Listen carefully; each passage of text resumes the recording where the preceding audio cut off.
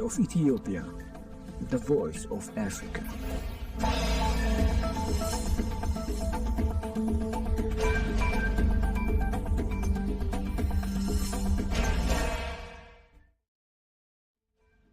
Hello viewers, you're watching Pulse of Africa. I'm Tansai Gabriel for the main news. First, our top stories for today.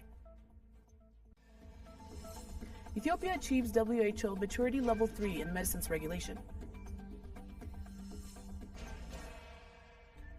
AU Deputy Chairperson calls for Africa-led AI development. AAS to form unified force, says Nigerian president.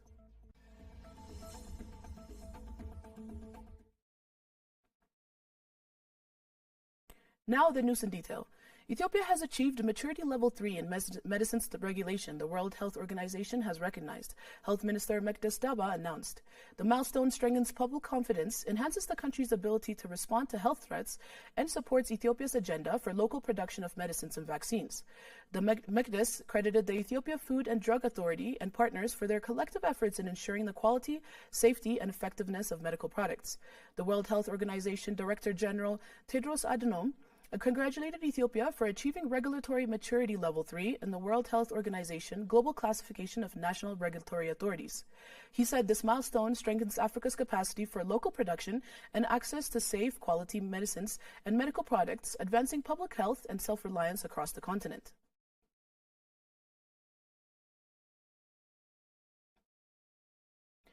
African Union Deputy Chairperson Salma Malika Haddadi has urged Africa to chart its own path in artificial intelligence grounded in human dignity, digital sovereignty, and Pan-African values. Speaking at the G20 African Union AI for Africa Summit in Cape Town, she said AI should be used as a catalyst for Africa's development, aligned with Agenda 2063.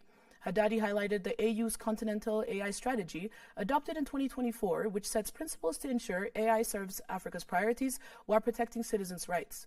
She stressed that governance frameworks must be tailored to African realities and include strong participation of young people, not just as beneficiaries, but as architects of Africa's AI future. She also underlined the importance of digital sovereignty investing in AI infrastructure, data systems, and intellectual property while fostering global partnerships from a position of strength.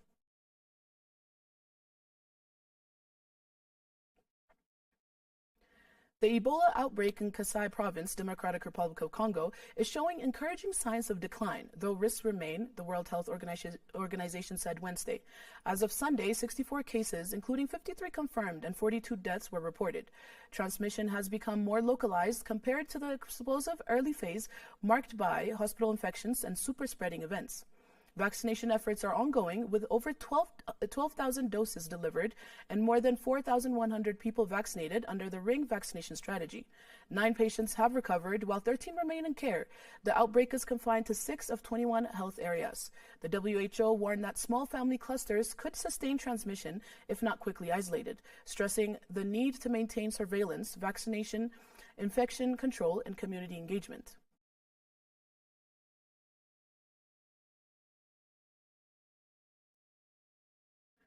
Nigerian President Abdurrahman Chiani announced that the Alliance of the Sahel States is moving toward creating a unified defense force with its general staff based in Niamey.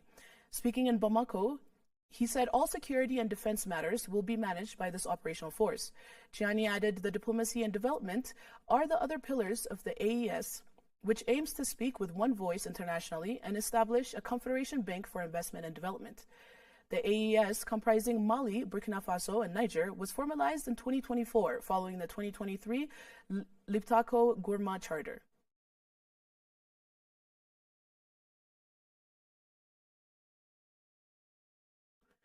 In other news, U.S. President Donald Trump announced that soybeans will be the key agenda item during his meeting with Chinese President Xi Jinping, which is set to take place in 4 weeks. I'll be meeting with President Xi of China in 4 weeks, and soybeans will be the major topic of discussion, Trump wrote on his Truth Social platform. He pledged support for American soybean farmers, blaming China for halting agriculture purchases.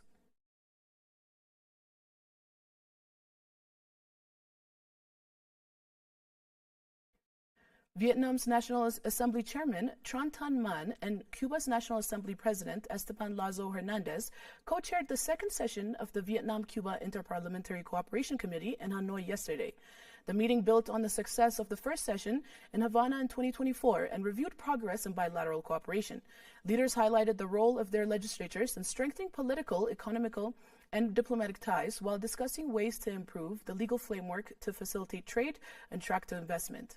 Both sides reaffirmed their commitment to foster parliamentary cooperation, encourage Vietnamese businesses in Cuba, and promote people-to-people and locality-to-locality exchanges to consolidate the 65-year friendship between the two nations.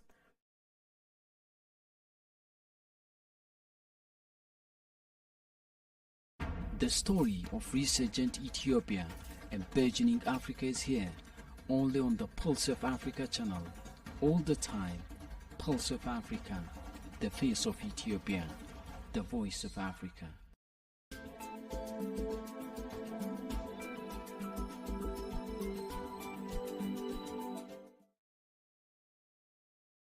Now to business news. South Africa's state-owned power utility Eskom has reported its first annual profit since 2017, marking a major turnaround after years of deep losses. For the financial year ending in March 2025, the company recorded a profit of 16 billion rand, compared with a 55 billion rand loss the previous year. The recovery was supported by government debt relief, tariff hikes, and a sharp reduction in power cuts. Load shedding days dropped to just 13, down from more than 300 the year before, according to Reuters. Eskom said it will reinvest profits into strengthening electricity infrastructure. However, the heavy debt burden owed by municipalities, who account for 42% of sales, remains a key risk to its stability.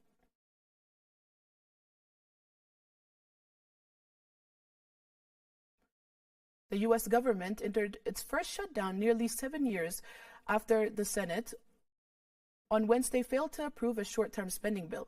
Lawmakers remain deadlocked over healthcare funding, with Democrats pushing for stronger support and Republicans opposing aid for undocumented immigrants. The shutdown has closed landmarks like Washington Monument and U.S. Capitol. Essential federal employees must work without pay, hundreds of thousands are furloughed, and some public services and economic data releases are delayed. Experts warn shutdowns are costly, wasting taxpayer money and disrupting government operations.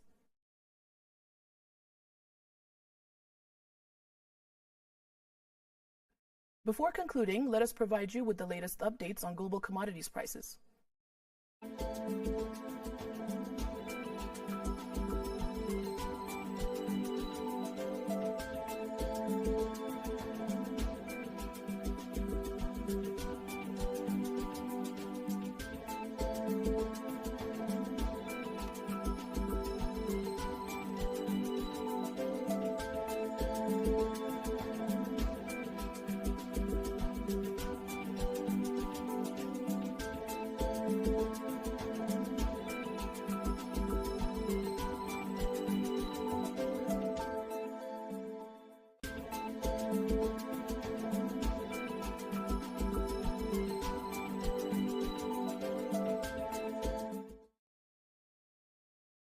Now to weather updates.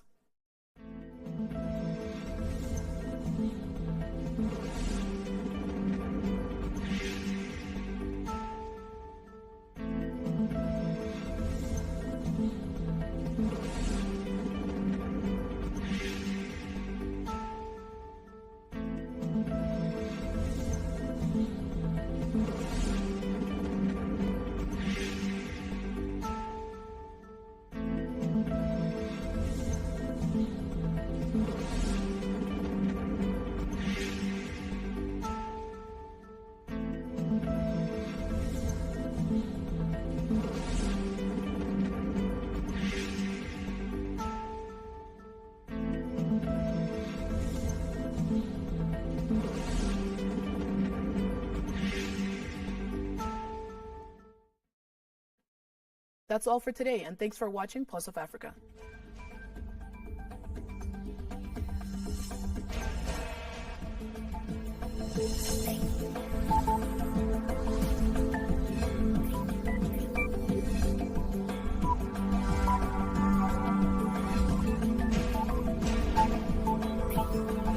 This is Pulse of Africa, the face of Ethiopia.